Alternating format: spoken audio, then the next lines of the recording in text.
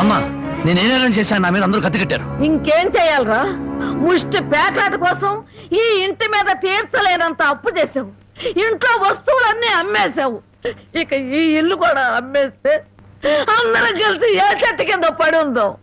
చూడండి, భర్త రోగిష్టి వాడైతే భార్య మందులిచ్చి బాగు చేసుకుంటుంది. కళ్ళు లేని వాడైతే కంటికి పాపలా చూసుకుంటుంది. కాళ్ళు లేని అవిటి వాడైతే చెయ్యిచ్చి ముందుకు నడిపిస్తుంది. కానీ భర్త జూదగాడు సోమరిపోతూ అయితే ఎలా మార్చుకుంటుంది? కాపురాన్ని ఎలా నిలబెట్టుకుంటుంది? నన్ను క్షమించు జానకి, ఇక మీద పేకాడు జోలికి వెళ్ళాం. ఈ మాట నువ్వు ఎన్నిసార్లు చెప్పావు, మేము ఎన్నిసార్లు విన్నాం.